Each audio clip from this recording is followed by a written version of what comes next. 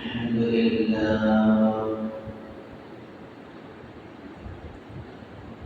الحمد لله وكفى وسلام على عباده الذين اصطفى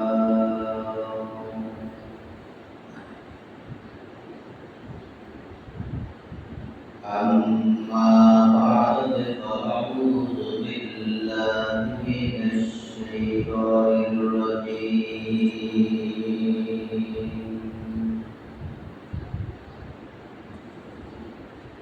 بسم الله الرحمن الرحيم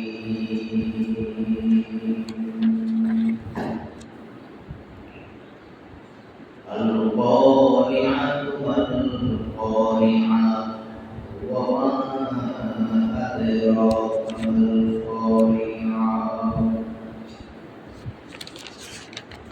صدق الله العظيم وصدق رسوله النبي الكريم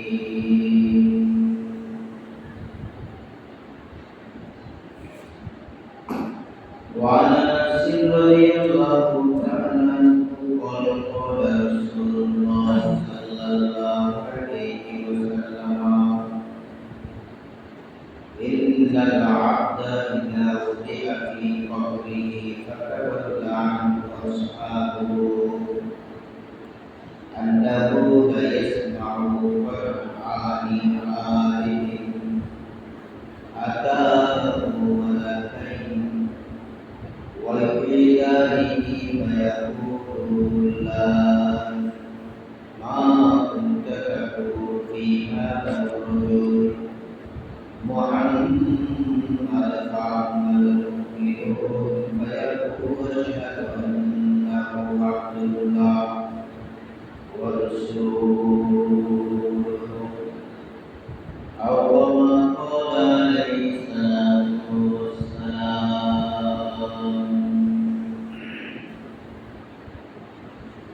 وقال تعالى في شان حبيبه إن الله وملائكته يصلون على النبي يا أيها الذين آمنوا صلوا عليه وسلموا تسليما اللهم صل على سيدنا ونبينا وشفيعنا وحبيبنا ومولانا محمد عبده ورسوله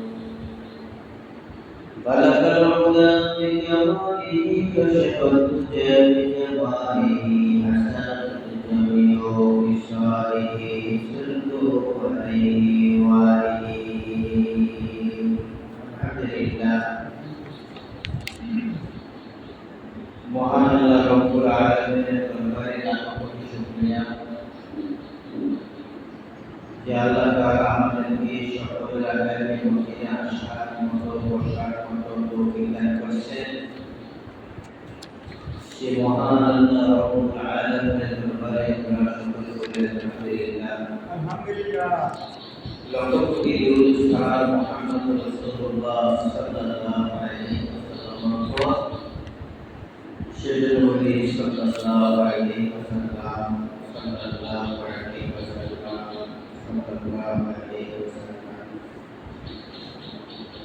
Alhamdulillah gত সপ্তাহে এসেছি কোরআনের শিক্ষার কথা বলা হয়েছিল এর ফাঁকে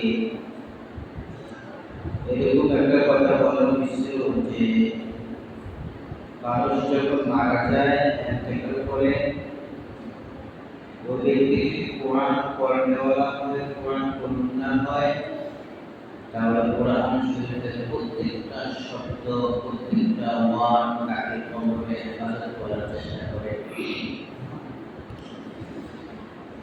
আখিরাতে যাওয়ার প্রথম মঞ্জিল প্রথম সিঁড়ি প্রথম ধাপ হলো কবর কবরের ভিতরে যে ব্যক্তি এখানে প্রশ্নগুলোর উত্তরগুলো সঠিকভাবে দিতে পারবে তাহলে বাকি যে মঞ্জিলগুলো আছে তার জান্নাতে যাওয়ার জন্য যেমন আপনার মিজানের পাল্লা আছে ফুলসেরাতের ঘর আছে, এরপর আপনার আসরের ময়দান আছে, বিচার কার্য আছে। এই সবগুলা মধ্যে সবগুলা সেই সবগুলা ধাপ সহজভাবে আপনি অতিক্রম করতে পারবেন। সহজভাবে জান্নাতে যাওয়া যাবে যদি এই প্রশ্নগুলা উত্তর কবরের ভিতরে যদি আমরা দিতে পারি। তো এই জন্য আমার ভাইয়েরা হাদিসে অনেক হাদিস আসছেন কোরআন শরীফে আয়াত আসছেন যে মানুষ যখন ইন্তেকাল করে, মানুষ যখন কবরস্থ হয়, তখন তাকে এই কবরে তার প্রথম প্রান্তটা কেমন হয়, প্রথম দিনটা তার কেমন হবে, এই কবরে তার প্রথম অবস্থা কেমন হবে, এই ব্যাপারে অনেক কথাবার্তা হাদিসের ভিতরে রাসূল আকরাম সাল্লাল্লাহু আলাইহি ওয়াসাল্লাম বলেছেন। আমরা এখানে ইনশাআল্লাহ তাআলা দুইটা কথা বলবো যে আখিরাতে যাওয়ার প্রথম সেই প্রথম স্তর প্রথম এই কবরের ভিতরে আপনি আপনার ঐতিহ্য, দুনিয়ার ঐতিহ্য যেগুলো আছে, আপনার মান সম্মান, আপনার টাকা পয়সা ধনগুলো যা কিছু বলে থাকেন, এগুলা কবরে আপনার কোনো কাজেই আসবে না। কবরে এগুলা আপনার থাকা হবে না। এখানে হবে আনতাকদামু আমালান সলিহা, ভালো আমল যা করছেন, নেক আমল যা করছেন, উত্তম আমল যা করছেন, এগুলো আপনার কাজে আসবে। এ ব্যাপারে হযরত উসমান গনি রাদিয়াল্লাহু তাআলা আনহু একটা হাদিসের ক্ষেত্রে হযরত উসমান গনি রাদিয়াল্লাহু তাআলা আনহু একবার কবরস্থানের পাশে দিয়ে তিনি যাচ্ছিলেন। এমন অবস্থায় উসমান গনি রাদিয়াল্লাহু তাআলা আনহু ইযা ওয়াকাফা আলা কবরিন বাকা ইয়া বুল্লা লিহিয়াতু, উসমান গনি রাদিয়াল্লাহু তাআলা আনহু কবরের কিনারে গিয়া রাস্তা দিয়ে হেঁটে যাচ্ছেন। কবরের রাস্তার পাশে ছিল দাঁড়িয়েছেন, দাঁড়িয়ে গেলেই কবরিন বাকা, তিনি অনেক কান্না করলেন, অনেক অনেক কাঁদছেন কবর দেখে। তিনার চোখের পানি অনেক বলে বুক আছে কান্না কেন, এখানে আসছে লিহিয়াতু, লিহিয়া শব্দটা হচ্ছে দাড়ি। তিনি এত পরিমাণ কান্না করছেন যে তার দাড়ি ভাইয়া তার চোখের পানি বলে না, নিচে পড়ছে। এবার কি পরিমাণ কান্না করতে জানেন? আমরা তো সাধারণত 2-10 ফুট 20 ফুট আকারে একটু পানি চোখে বাইরে, আমরা একটু নার্ভাস করি, কিন্তু তিনার চোখে পানি চোখ থেকে বাইরে দাঁড়িয়ে থেকে পানি দাঁড়িয়ে দিয়েছে, দাঁড়িয়ে থেকে তার চোখের পানি বুকের মধ্যে পড়ছে। তাহলে কি পরিমাণ কান্না সে করছে, কি পরিমাণ কান্না তিনি করছেন।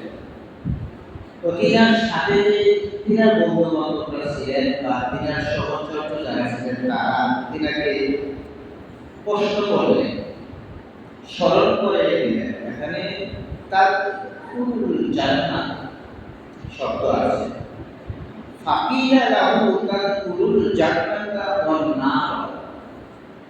জান্নাতের অর্থ তো বুঝলেন আপনারা, জান্নাত মানে জান্নাত, আর নার শব্দের অর্থ হচ্ছে জাহান্নাম।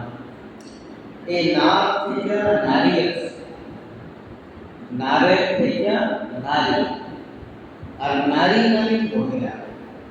এই জন্য মহিলারা সে যদি চায় আপনার পুরা ফ্যামিলি পুরাইয়া আমদার করে রাখতে পারে। এই জন্য মহিলাদের সাথে তাদের সাথে ওঠা বসায়, তাদের সাথে লেনদেনে, তাদের সাথে পারিবারিক কথাবার্তায় খুব ভালোভাবে মিশে রাখা প্রয়োজন। তো উসমান গনি রাদিয়াল্লাহু তাআলা আনহুকে জিজ্ঞাসা করলেন যে আপনাকে যখন জান্নাতের কথা স্মরণ করানো হয় অথবা জাহান্নামের কথা যখন আপনার কাছে বলা হয় তখন তো ফালা ইয়াকি আমি এত কান্না করেন না অর্থাৎ কি মিলাহাদা কিন্তু এই কবরের কিনারে গিয়া কবরের স্থানের কাছে যখন দাঁড়াই কবরের স্থানে দাঁড়াই যে আপনি কান্নাকাটি করলেন এমন কান্না করলেন যে আপনার চোখের পানি আপনার দাড়ি ভিজে আপনার জামা করতে এটা তো স্বাভাবিক বিষয় কবর আমরা সবাই কবর এটা তো স্বাভাবিক একদিন যে মারা যায় যেরকম লাগে শরীরে এরকম যদি সারা বছর আমাদের লাগতো কোনো মানুষ দুনিয়া বাস্তবিক করা সম্ভব ছিল প্রথম দিন একটু বেশি খারাপ লাগে তারপরে একটু কমে আসে তারপরে একটু কমে তারপরে একটু কমে এমন একটা সময় আসে মৃত ব্যক্তির জন্য দোয়া করার মধ্যে প্রয়োজন সেটা দুনিয়া এমন ভাবে কাজ করে তো উসমান গনি রাদিয়াল্লাহু তাআলা আনহু যারা বন্ধু বান্ধব ছিলেন সহচর ছিলেন তারা বললেন উসমান আপনার সম্মুখে যখন জান্নাতের কথা স্মরণ করানো হয় বা জান্নাতের কথা যখন আপনাকে স্মরণ করিয়ে দেওয়া হয় তখন তো আপনি এত কান্না করেন না যে কান্না আপনি কবর থেকে করেন তো উসমান গনি রাদিয়াল্লাহু তাআলা আনহু বললেন ফাকাল ইন্না অবশ্যই রাসূলুল্লাহ সাল্লাল্লাহু আলাইহি ওয়াসাল্লাম আমি রাসূল সাল্লাল্লাহু আলাইহি ওয়াসাল্লামকে বলতে শুনেছি এই কথাটা কি যে ইন্নাল কবরা আউয়ালু মানজিলিন মিন মানাজিলিল আখিরাত যে কবরটা হলো আখিরাতের যে মঞ্জিল সমূহ আছে মঞ্জিলের বাংলা অর্থ হচ্ছে ধরুন দরজা সমূহ বা সিঁড়ি সমূহ যেটা আমি আগে আপনাদেরকে বলছি একটু আগে যে এখানে বলছেন যে আউয়ালু মানজিলিন মিন মানাজিলিল আখিরাত আখিরাতের জান্নাতে যাওয়ার জন্য যে মঞ্জিল সমূহ আছে যে সিঁড়ি সমূহ আছে যে দরজা সমূহ আছে এই মঞ্জিলের মধ্যে হইতে সর্বপ্রথম মঞ্জিল হলো এই কবর আউয়াল মানে কবর তো উসমান গনি রাদিয়াল্লাহু তাআলা আনহু তাকে বললেন যে ফাইন নাজা মিনহু মানে কবর নাজা মানে নাজাত পাওয়া ফাইন নাজা মিনহু যে ব্যক্তি এই কবরের ভিতরে নাজাত পাবে কবরের ভিতরে নাজাত পাবে কবরের তার কষ্ট হবে না দুঃখ হবে না যন্ত্রণা হবে না সে যদি কবরে নাজাত পায় তাহলে তার বাকি যে মন্দির সমূহ আছে জান্নাতের যে দরজা সমূহ আছে ওই দরজা সমূহতে আর কোনো সমস্যা আর কোনো ঝামেলা এরপরে বলছে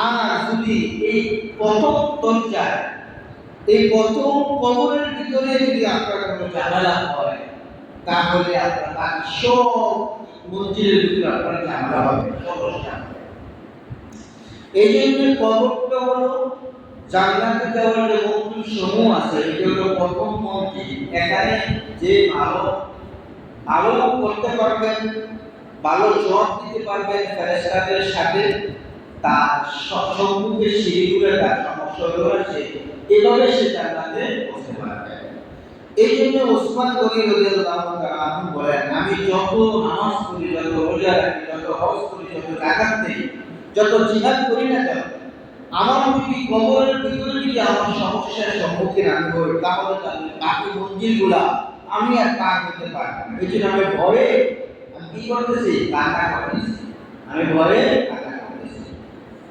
এরকম ভাবে কবরকে আমরা ভয় করতে হবে মৌতকে আমাদের এরকম ভয় করতে হবে যে দুনিয়া যা কিছু আছে পর্যায়ক্রমে ধারাবাহিকভাবে আমি আমার পর আমার ছেলের পর আমার নাতি পরে পতি পরে যে আছে step by step serial by serial সে মালিক হবে কিন্তু কবরের আযাব কিন্তু মালিক আপনাকে দিতে দেওয়া হবে আপনার কবরের আযাব আপনার কবরের গজব সেটা আপনারটা আপনি করতে হবে, এখানে কেউ করবে না। তো এই জন্যে আল্লাহকে ভয় করা, পাশাপাশি কবর দেখা মৃত্যুর কথা স্মরণ করা। একটা পিচ্ছি পোড়া তার আম্মা রান্না বান্না করতেছেন, তো তার আম্মা রান্না দেখে সে বাড়ি থেকে বাইরে দূরে গিয়ে কান্নাকাটি করতেছে। তো একজন বুজুর্গ বা একজন আলেম জিজ্ঞাসা করলো, কি ব্যাপার, তুমি কান্নাকাটি করতেছো কেন? তো আমি কান্নাকাটি করতেছি আল্লাহর ভয়ে। তুমি তো ছোট মানুষ, 10-11 বছর বয়স, তোমার তোমার দুনিয়া গুনাহে কি আর পাপকে পূর্ণ কিছুই করবে না। আমি ভয় করতেছি এই জন্যে যে জাহান্নামের আযাবের জন্য আমি ভয় করি। তো কেন? তো আমি দেখলাম আমার মায়ের কোন সুরার ভিতরে যখন লাকড়িগুলো দিচ্ছেন, প্রথম ছোট ছোট লাকড়ি দিচ্ছে, ছোট ছোট লাকড়িগুলো দিয়ে কি করে আগুনটা ধরে, তারপরে মোটা বড়টা লাকড়িগুলো ধরে। আমি কিন্তু ছোটটি ফেলে। তো এই জন্য আমি মনে করতেছি যে মায়ের যেহেতু সুরায় আগুন ধরাতে গিয়ে ছোট লাকড়ি আগে ব্যবহার করে, তো আসল ময়দানে জাহান্নামের ভিতরে বড় বড় কাফের মুশরিক বেঈমান যারা আছে, আযাবী যারা আছে, তাদেরকে পুরো থেকে আগুনটা ধরে দিবি। ওই আমার মামা ছোট ছোট লাকড়ি আর আমরা যদি আমি ছোট মানুষকে দিয়ে দিই আগে জাহান্নামে স্টার্ট করি, তাহলে না মানুষ মৃত্যু শেষ। এই জন্য ছেলে কি করতেছে, কান্নাকাটি করতেছে। এই জন্য আমার ভাইয়েরা, আমরা সার্বক্ষণিক আল্লাহ তাআলা নাযির ও নাযির আমাদেরকে অত্যন্ত করতেছে, সিসি ক্যামেরার মাধ্যমে আমাদেরকে দেখতেছে, আমাদের কার্যকলাপ যাগুলো আছে সব আল্লাহ তাআলা দেখতেছে। এটা আমার ভিতরে যতক্ষণ ঠিক না হবে, যতক্ষণ পর্যন্ত ভিতরে আমার ঈমান একি না হবে, ততক্ষণ আমার দ্বারা আপনার দ্বারা এই হাদিস কোরআনের কাছে যাওয়া সম্ভব না। এই জন্য সর্বপ্রথমে আল্লাহ তাআলাকে ভয় এবং আযাব এবং গজব, কবরস্থানের ভিতরে উসমান মনে গিয়ে যেভাবে কান্নাকাটি করছেন, এরকম ভাবে আপনাকে ভয় করতে হবে। এই হাদিসের শেষে আরেকটা হাদিস হযরত আনাস বিন মালিক রাদিয়াল্লাহু তাআলা আনহু, আনাস বিন মালিক রাদিয়াল্লাহু তাআলা আনহু বলেন, মানুষের মৃত্যুর কবরের অবস্থাটা তিনি বর্ণনা করেছেন। আনাস রাদিয়াল্লাহু তাআলা আনহু বলেন যে ক্বালা রাসূলুল্লাহ সাল্লাল্লাহু আলাইহি ওয়াসাল্লাম, আমার প্রিয় নবী মুহাম্মদ রাসূলুল্লাহ সাল্লাল্লাহু আলাইহি ওয়াসাল্লামের প্রিয় জবান মুবারক থেকে আমি শুনছি এই কথাটা কি? ওয়া ইন্নাল আবদা, আবদা মানে বান্দা এবং বান্দী, ইয়া আব্দুল্লাহ, হে আল্লাহর বান্দা। এখানে আবদা শব্দ অর্থ হচ্ছে বান্দা, এই ছেলেকে বোঝাচ্ছে। আবদা মানে আল্লাহর বান্দা, আর প্রত্যেকটা ছেলের পিছনে মহিলা আছে। এজন্য আব্দুল্লাহ নামে আব্দা আল্লাহ বলছে, এজন্য যে পুরুষকে বললে মহিলাকে বলা হয়ে যায়। আল্লাহ তাআলা হাবিব বলছেন যে ইন্নাল আবদা, যখন আল্লাহর কোনো বান্দা, আল্লাহর কোনো বান্দী উদিআ ফি কবরিহি, তাকে কবরে রাখা হবে, মৃত্যুর পরে। কবরে আমরা যে দুজন নামে তিনজন নামে নাইবা যে তার লাশটা নিয়ে যে রাখেন, রেখে দিয়ে তার মাথার টুপি বাঁধ ছাড়েন, বুকের বাঁধ ছেড়ে দেন, পায়ের যে বাঁধটা আছে সেটা ছাড়েন। এই কথাটা এখানে বলছেন, ইজা উদিয়া ফি কবরিহি, ফি মানে বলতে কবর মানে কবর, কবরের মধ্যে, ইজা মানে রাখা হয়, যখন, উদিয়া মানে যখন রাখা হয় কবরের ভিতরে লাশটা। ফাতাওয়াল্লা আনহু আসহাবু, আসহাব শব্দের অর্থ হচ্ছে যারা জানাজা দিতে গেছে গিয়া, কিছু লোক তো জানাজা দিয়া দৌড়ে যায়, আর কিছু লোক আছে জানাজা দেওয়ার পরে কবরস্থ কইরা মাটি দিয়া এবার দোয়া করার জন্য প্রস্তুতি নেয়। তো ফাতাওয়াল্লা শব্দ ফিরে আসা, কবরের রাস্তা দিয়ে যখন সে ফিরে আসে বাড়ির দিকে, আসহাবু তার সাথী সঙ্গীরা, যেমন আমি মারা গেলাম, আমার ছেড়ে যাবো, আমরা যদি কেউ যান, আমার পাড়া প্রতিবেশীকে বলে যাইব, আমার কিন্তু কবর রাখা মাটি দিয়া এবার যাকে কামবে করবো বাড়ির দিকে, এই কথাটা বলছে। যখন ওয়াতাওয়াল্লা আনহু আসহাবু, যখন তার বন্ধু বান্ধব আত্মীয় স্বজন তার প্রতিবেশীরা যখন কবর দিয়া বাড়ির দিকে রওনা দিত, তখন লাইয়াস মাউ, এমন অবস্থায় মানুষ যে হাঁটতে আছে ওই কবরের কাছে শুয়ে শুয়ে পায়ের আওয়াজ হতে আছে, এমন অবস্থা মানে কবরের নায়িকা এই মাত্র যাইতেছে মানুষটি হাঁটতেছে যে এই হাঁটার আওয়াজটাও মাইয়াতে কবরও শুনতে আসে। এমন অবস্থায় ফারফানি আলিহি আকাবুল মালাকাইনি তসনিয়া সিগা। মালাকাইনি মানে একের অধিক দুইজন, মালাকাই মানে ফেরেশতা, দুইজন ফেরেশতা পাইয়া ইদানিহি তাকে উঠাইয়া বসাবে, তার হাতের গাড়ির উপরে হাত দিয়া তাকে উঠিয়ে বসাবে। এইটা একটা হতে পারে। একটা হচ্ছে সে যখন মালাইকাকে দেখবে তখন অটোমেটিকলি সে করবে, শোয়া থেকে বসা যাবে। বসার পরে ফায়াকুলানে তখন তাকে প্রশ্ন করা হবে, মা কুনতা তাকুলু ফি হাযা রাজুলি। রাজুল মানে পুরুষ একজন, ওই রাজুলটাকে মুহাম্মদুর রাসূলুল্লাহ সাল্লাল্লাহু আলাইহি ওয়াসাল্লাম। এটা দুটো অর্থ হতে পারে। এক অর্থ হলো মুহাম্মদুর রাসূলুল্লাহ সাল্লাল্লাহু আলাইহি ওয়াসাল্লাম যিনি কবরে আসবেন, আরেকটা হচ্ছে তার কবরের সাথে মাটির নিচে যে একটা সুড়ঙ্গ সৃষ্টি হবে মদিনা সেই রাসূলের রওজা পর্যন্ত। তখন ফেরেশতারা ইশারা দিয়ে বলবেন, এই লোকটার ব্যাপারে আপনার ধারণা কি, বা এই লোকটার ব্যাপারে আপনার মন্তব্য কি? শুধু এগুলো বলবেন। আম্মাল মুমিনু, এই প্রশ্ন করার পরে যদি ওই মাইয়া যদি মুমিন হয়, মুত্তাকি হয়, পরহেজগার হয়, ঈমানদার হয়, তাহলে সে বলবে ফায়াকুলু আশহাদু আন্নাহু, আমি সাক্ষ্য দিচ্ছি যে আব্দুল্লাহ এই ব্যক্তি যিনি মুহাম্মদুর রাসূলুল্লাহ তিনি হলেন আল্লাহ তাআলার বান্দা এবং প্রেরিত রাসূল। তাহলে তার প্রশ্নের উত্তর ঠিক আছে। কবরস্থ করার পরে রাসূলকে দেখানো হবে, যেটা বলবে এই লোকটাকে, যদি সে মুমিন হয়, যদি সে মুসলমান হয়, সে যদি পাঁচজনের মুসলিম হয়, সে যদি জামাতের সাথে পাবন্দি করে নামাজ পড়তে হয়, সে যদি পর্দানিশীন হয়, সে যদি হালাল হারাম খাওয়া না হয়, তাহলে সে এক পলকে বলবেন যে মুহাম্মদ রাসূলুল্লাহ সাল্লাল্লাহু আলাইহি ওয়াসাল্লাম। এরপরে ফেরেশতারা বলবেন উনজুর ইলা। উনজুর শব্দের অর্থ হচ্ছে নজর করে দেখো তুমি। এবার রাসূলের রওজা ব্লক অথবা রাসূলের সাথে তার কথা শেষ। এবার ব্যক্তিগতভাবে সে মাইয়াকে ফেরেশতারা বলবেন যে ফাইকুলাহু উনজুর, তাকিয়ে দেখো তুমি কি দিকে, ইলা মাকআদিকা মিনান নার, এই যে জাহান্নামের ঘরটা, এই যে জাহান্নামের জায়গাটা, এই জায়গা থেকে তুমি তাকিয়ে দেখো। এবার মাইকে বলবে, আল্লাহ প্রশ্নের উত্তর আমি সঠিক দিলাম, আমার এবার জাহান্নামের ঘর আমাকে দেখাচ্ছেন না, আমার প্রশ্নের যদি কোনো সমস্যা হলো উত্তরে, এই জন্য সে ভয়ে আতঙ্কিত হইয়া বলবে, হ্যাঁ দেখছি তো। উনজুর মাকআদিকা মিনান নার, ওই যে তুমি দেখো সেই জাহান্নামের ঘরটা। বলে কি হয়েছে এখন? বলে তোমার জন্য এই ঘরটা নির্ধারিত ছিল, তোমার জন্য এই ঘরটা বরাদ্দ ছিল। এমপি সাহেবের পক্ষ থেকে এই ঘরটা আপনার জন্য বরাদ্দ, চেয়ারম্যান সাহেবের পক্ষ থেকে এই ঘরটা আপনার জন্য বরাদ্দ, শুধু আপনার জন্য, অন্য কারোর জন্য না। আমাদের দেশে না, দুনিয়াতে না, চেয়ারম্যানও খায়, মেম্বারও খায়, ওয়ার্ডের সাথী নেতা নেতা আনুষ্ঠানিক যা আছে তারাও খায়। কিন্তু কবরে কিন্তু এরকম না, একবারে 100 থেকে 100 টাকা দিল, 100 থেকে 100 আপনাকে জান্নাত দিবে। এখানে ঘুষ বা এদিক হওয়ার কোনো এখানে কোনো লাইন নাই। এবার সে যখন নজর দিব সে জাহান্নামের আগুনের দিকে, এবার সে কান্নাকাটি শুরু করবে, যাই হে আল্লাহ এখন আমাকে জাহান্নামে নিয়ে যাবে। এবার ফেরেশতারা বলবে যে কদ আবতালাকাল্লাহু বিহি মাকআদা মিনাল জান্নাতি, যে তোমাকে এই জাহান্নামের ঘরের বিনিময়ে পরিবর্তে তোমাকে এই জান্নাতের ঘরটা আল্লাহ দান করতে পারে। সুবহানাল্লাহ। কেন দান করলেন? প্রশ্নের উত্তর যদি না দিতে পারতেন তাহলে আগে বলে দিতে, ওই দেখো ঘরটা, এটা তোমার জন্য বরাদ্দ জাহান্নামের ঘরটা। এখন তুমি যদি প্রশ্নের উত্তর দিয়ে দিলা, তাহলে ওই ঘরটা যদি তোমার জন্য নির্ধারিত ছিল, ওই ঘরের বিনিময়ে তোমাকে আল্লাহ তাআলা একটা জান্নাতের একটা অট্টালিকা তোমাকে দান করতে পারে। সুবহানাল্লাহ।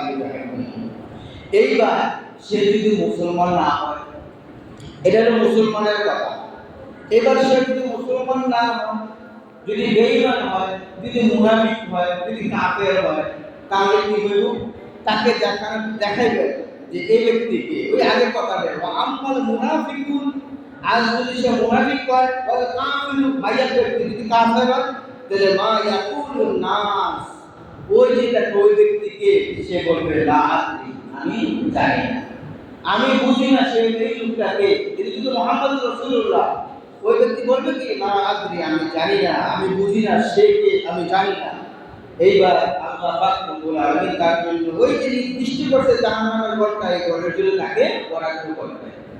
এই জন্য আমার ভাইয়ের, আমরা যারা এখানে আছি, এই জাহান্নামের আযাব থেকে, গজব থেকে যদি আমরা বাঁচতে চাই, তাহলে আল্লাহ তাআলার হাবিব যে পথে আমাদেরকে দেখাই গেছেন সেই পথের প্রতি আমাকে আপনাকে পাওয়া যায়। ওই পথে ওই রাস্তা আমাকে আপনাকে যেতে হবে, যে রাস্তা হলো ইহদিনাস সিরাতাল মুস্তাকিম সিরাতাল লাযিনা আন'আমতা আলাইহিম। ওই পথ যেই পথে চইলা বিশিষ্ট জনেরা, তারা বড় বড়, তারা এনাম পুরস্কার পাইছেন, ওই রাস্তায় আমাকে আপনাকে চলতে হবে। আসুন আমরা জামাতের সহিত পাঁচ ওয়াক্ত নামাজ সঠিকভাবে পড়ি, যেখানে থাকি না কেন। বাজারে থাকলে বাজারে পড়বেন, রাস্তা থাকলে রাস্তার পাশে মসজিদে পড়বেন, খেতে খামারে থাকলে খেতে খামারে লাইনে গামছা বিছিয়ে পড়া করবেন।